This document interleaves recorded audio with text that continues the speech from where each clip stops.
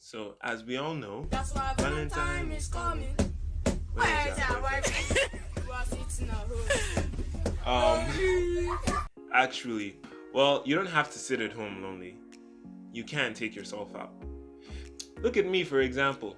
No Valentine, no girlfriend, no nothing. But I ain't gonna sit at home.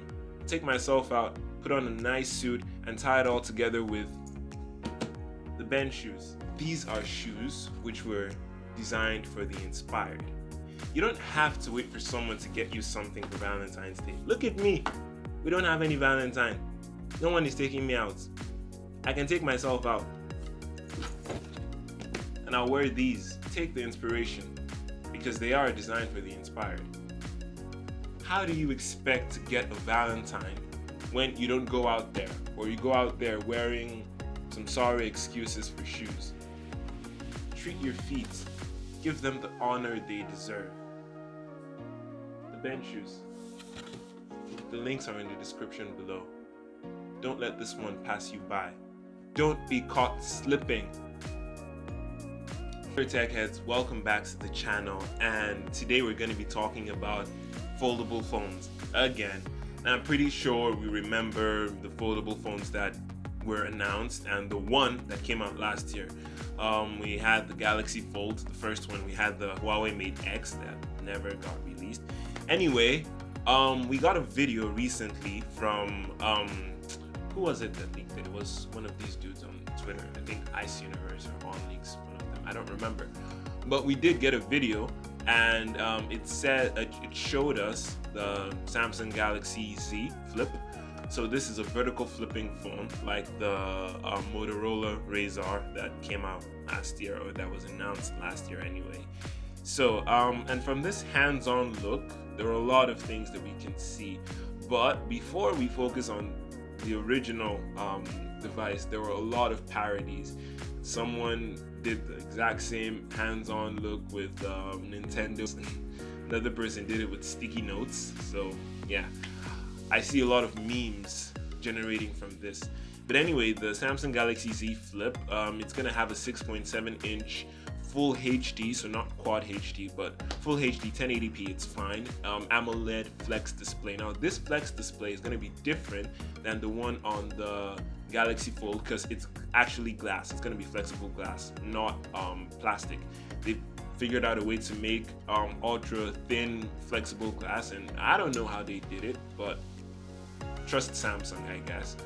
It's going to have a 10 megapixel Infinity O selfie camera, so it's going to have the hole punch in the center as the selfie camera, which is just fine. It's going to look like the Note 10 and Note 10 Plus.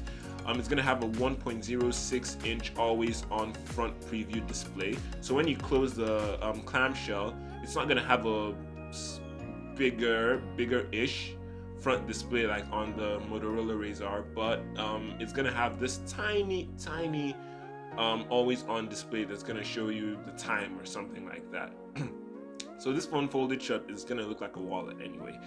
It's going to have a dual rear camera system, an f1.8 primary lens, and an f2.2 ultra wide lens. So I don't know any of the more specifics about the sensors. They sound normal. There's no telephoto lens, as we can see. I don't know what kind of camera quality we're going to expect from this, but I guess it's going to be on par with like the S10 and Note 10 lines. And then it's going to be running with the Snapdragon 855 Plus chip, so it's going to be the chipset that came out later last year, not the 865.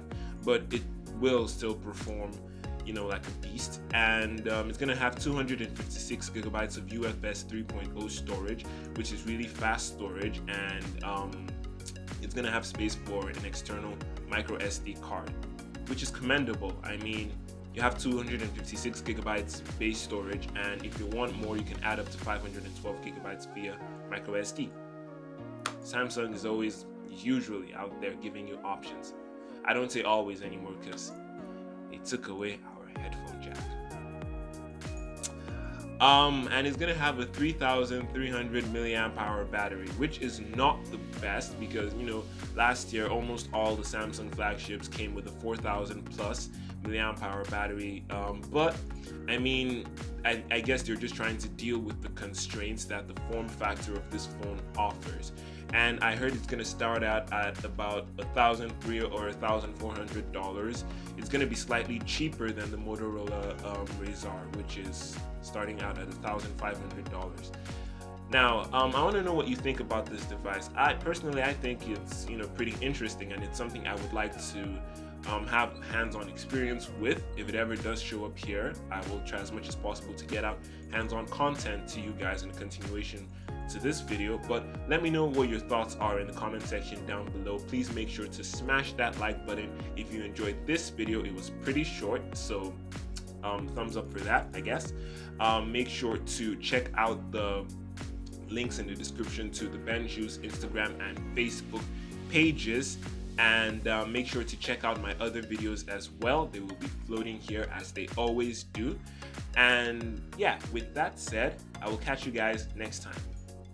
Peace. Oh no, catch you guys next time.